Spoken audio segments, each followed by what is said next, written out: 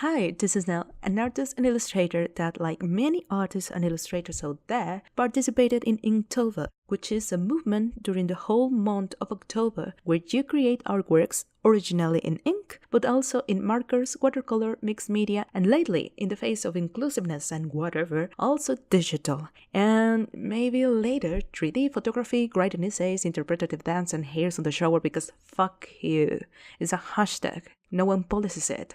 The whole discussion is so stupid.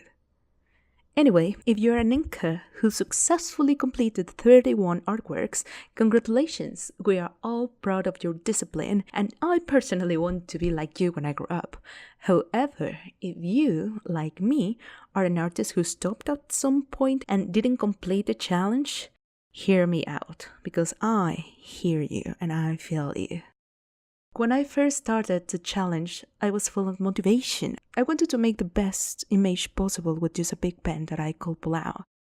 And I was completely happy with the result. However, that motivation began wearing out every subsequent day.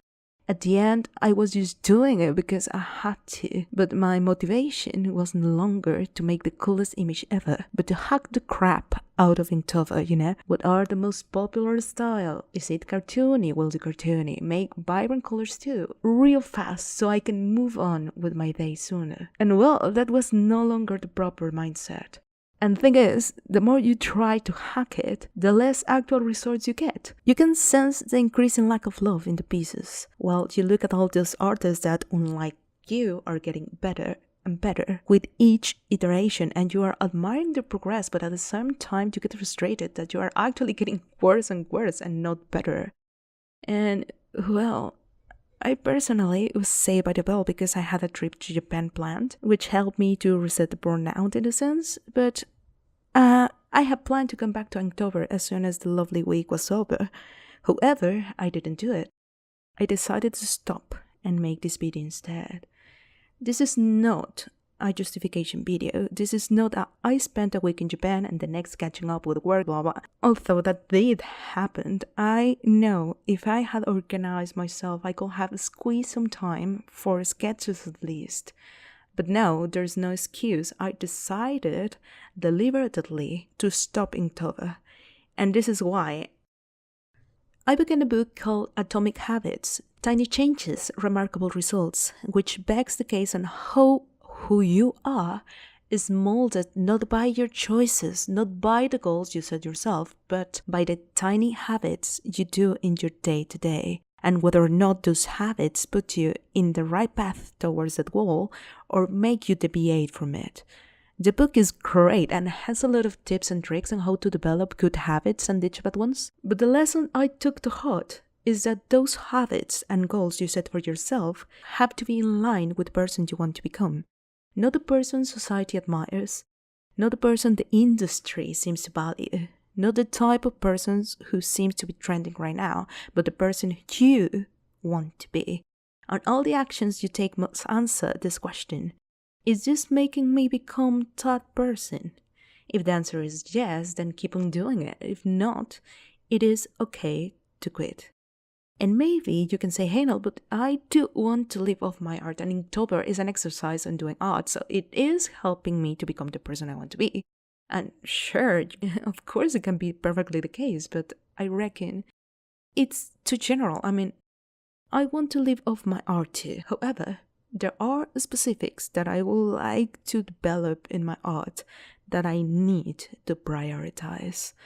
I want to generate discussions towards the topics. I want to improve my storytelling and my semiotics. And Inktober is not an exercise that focuses on that. Rather, it's more about the technique of the craft. Of course, I could do both, but the daily format and the fact you have to pay attention technically to the piece makes it really hard. Developing an idea and improving on the delivery needs an exercise on iteration, and iterating in traditional media is hard, time-consuming, and a daytime frame is not enough time. Also, Inktober is quite brute forcey in nature. It forces you to finish a piece a day during a month, and that's, as the book quotes, The dark side of tracking a particular behavior is that we become driven by the number rather than the purpose behind it. If your success is measured by a number on a scale, you optimize for a number on a scale. We focus on working long hours instead of getting meaningful work done. We teach for a standardized test instead of emphasizing learning, curiosity, and critical thinking.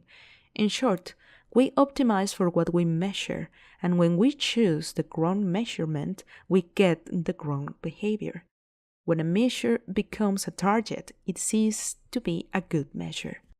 And well, it is exactly what happened when my mind shifted from making a great piece to hacking Inktober, I was no longer focusing on improving. I was focusing on getting the more likes for less effort. And that was not aligned with what I want for myself, with the values of the person I want to become. So there's that. Maybe you stopped for similar reasons. Maybe deep inside you didn't feel it either. Maybe you got priorities to attend. At the end of the day, if you are quitting because you are being true to yourself, that's okay. If you are keeping on it because you are having fun and meaning, that's also great. The only thing that it is not so great is to quit things out of laziness and do nothing, numbing yourself with an entertainment. But the good news is that you can quit that attitude too. Ask yourself who you want to be and do tiny things every day that take you there. Well, have fun and merry bettering of you. Bye. I've become so numb, I can't